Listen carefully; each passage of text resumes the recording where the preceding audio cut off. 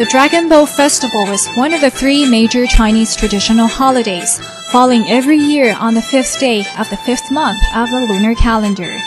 The festival indicates the start of the 5th month during the transitional phase between spring and summer when various diseases began to spread.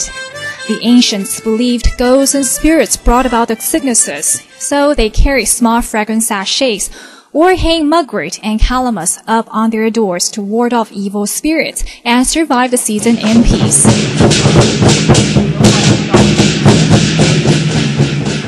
An alternate story about the festival was to commemorate the death of Qu Yuan, who lived over 2,000 years ago as a ranking official in the state of Zhu during the Warring State period of the Zhou dynasty.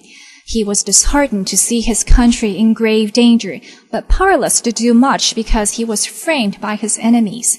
Heartbroken and desperate, he committed suicide by drowning himself in the Miluo River on the 5th day of the 5th lunar calendar. To find his body, villagers boated and threw rice and food into the river to prevent fish from eating the deceased. They eventually evolved into the tradition of holding dragon boat races and eating zongzi, an angular rice ravioli wrapped in bamboo leaves on the festival.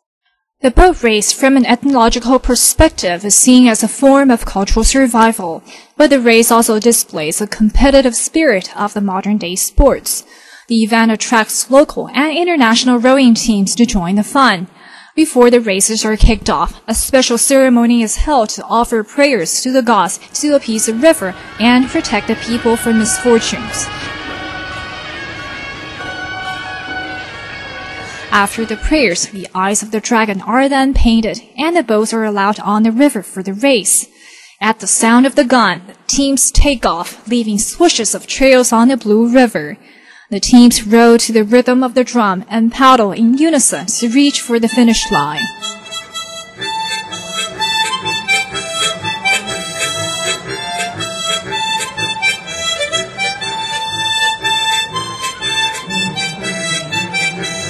While the teams are vying for victory, the zongzi competition is held ashore, with an instructor showing the proper steps to grab the zongzi.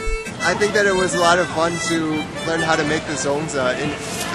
Although this was the second time that I made the zongzi, I think this is a good example of the Taiwanese cuisine and a traditional Chinese food that I should know how to make. Foreigners and locals, young and old alike, join the contest to have a blast and cheer for the boat teams.